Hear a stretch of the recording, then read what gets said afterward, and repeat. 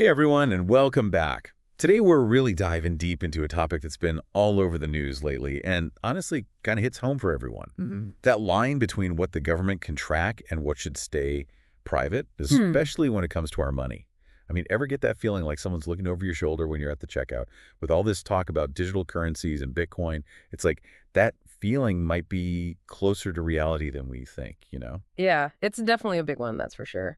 And it gets complicated fast because we're not just talking about like balancing a checkbook here, right? This is about control, who has it, how much is too much. It's about what freedom really means in a world that's increasingly online. Okay, so like traditionally there's always been this back and forth between the government needing some transparency and us regular folks wanting our privacy. Right. Kind of like a seesaw, always trying to find that sweet spot in the middle. Mm.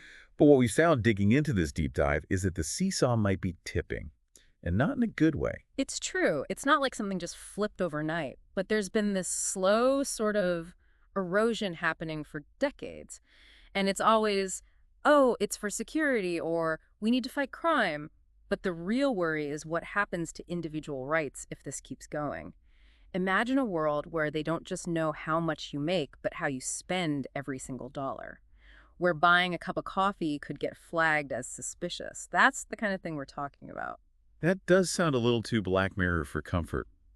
And one of the articles we read really zooms in on this whole thing with the Corporate Transparency Act. Yeah, that one's caused a real stir. Basically, it says small businesses got to hand over all this detailed info about who owns them. I mean, on the surface, that kind of seems like it makes sense, right? More transparency, less chance for shady stuff like Yeah. money laundering, yeah. That's the idea they're selling, but a lot of folks aren't buying it. Critics are saying this just piles a ton of paperwork on small businesses who can barely keep up as it is. Meanwhile, the big guys, with their fancy lawyers, they'll find loopholes. And then there's the whole data breach thing. Giving the government all that info, it just feels like asking for trouble. Exactly. This is where that whole surveillance creep idea comes in. Give them an inch, they take a mile, right? Today, it's about businesses being transparent, but tomorrow, who's to say they don't come knocking for our personal bank statements, claiming it's for our own good? Okay, now that is where I start to get a little freaked out. Yeah. But here's the thing, right? While some are all about more control, others are saying, nope, give me back my autonomy. And that's where Bitcoin comes in, right? You got it. Bitcoin's become like the poster child for this whole pushback movement. It's about financial sovereignty, basically. You control your money, period. No government interference, no banks calling the shots. Now, I'll be honest, crypto can feel like a whole other world sometimes, but stay with me, folks. The big deal here is that Bitcoin isn't part of that traditional system. It's like its own thing, which means the government can't just stick its nose in whenever it wants. And that's what's got everyone talking.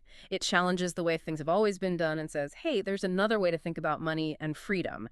And this all becomes even more important when we talk about central bank digital currencies, or CBDCs for short. CBDCs. Ah. Okay, yeah, that one sounds a little intimidating, not gonna lie. Break it down for us. Sure. Think of it like this.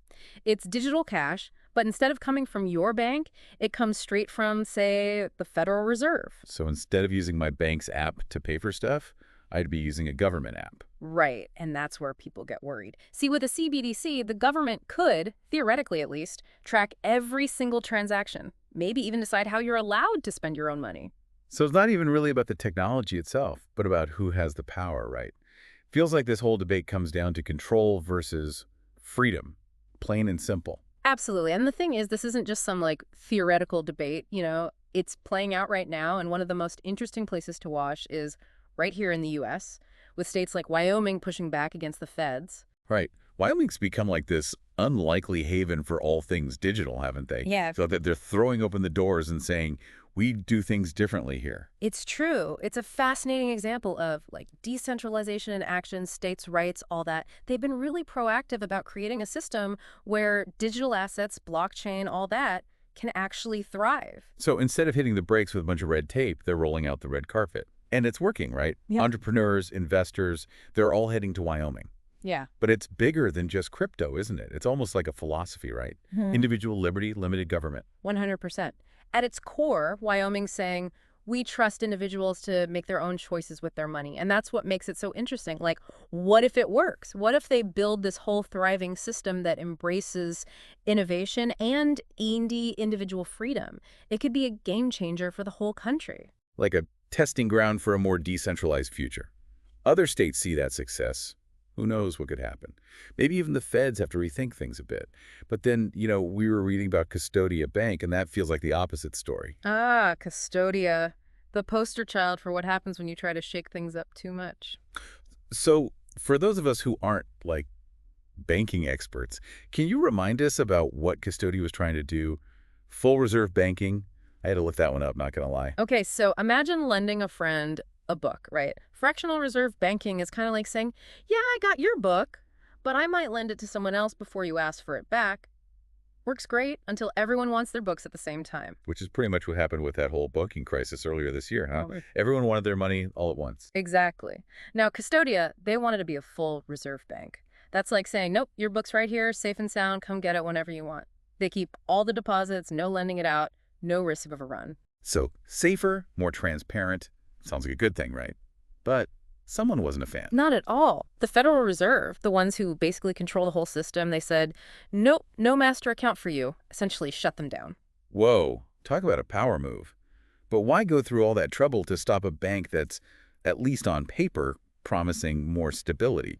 Makes you wonder what they're so worried about. Right. There's this theory that if Custodia had taken off, it could have shown some cracks in the traditional system, the one a lot of banks rely on. People might actually like having a choice, And we can't have that, can we? Apparently not. But the thing about Custodia is it's not just about banking, right? It's this perfect example of that bigger fight we're talking about. Innovation versus the old guard, individual choice, who really has the power. Yeah, and you know what they say? Money talks. And right now, it feels like everyone's yelling. Especially with this election coming up. It's like the future of money, the future of politics. It's true. The 2024 election, it's huge EE for this whole debate. How are we going to regulate all this? What about individual freedom? We're already seeing some very different ideas from the candidates. Yeah, like we were reading about how President Biden and Senator Warren, they're not exactly crypto's biggest fans. Worried about, like, the ups and downs, people getting scammed, all that. They've even talked about cracking down with more rules, haven't they? And to be fair, it's not like those concerns come from nowhere, right? We've seen the headlines, the scams, Bitcoin going on those roller coaster rides. It's definitely not for the faint of heart. But then you've got folks like RFK Jr., right? He's all in on Bitcoin, financial sovereignty, the whole 9 yards. Says it gives power back to the people, fights inflation, a very different take. It's the classic struggle, isn't it? On one hand, you've got, let's have the government step in, protect people, keep things stable. On the other, it's get out of the way, let us make our own choices, even if it's risky. And this isn't just some abstract debate, right? This affects us all. Whoever wins this election, it could mean stricter rules on crypto, maybe even a digital dollar, or we could see things swing the other way, less government involvement altogether. Exactly. The next couple of years, they're pivotal. Whatever happens now, it's going to shape how we deal with money for a long, long time. That's why it's so important for everyone to, wake up and pay attention. This is a big deal. So, bottom line, what should people be taking away from all this? It feels like we're standing at a fork in the road here, and the stakes are high. If there's one thing to remember, it's this. The future of money, it's not set in stone. It's being written right now, and we're all part of it. Whether you're crypto whiz or just starting to wrap your head around all this, stay informed, ask the tough questions, make your voice heard, because this is about your financial future. Couldn't have said it better myself. Knowledge is power, my friends. Thanks for taking this deep dive with us today, and until next time, stay curious.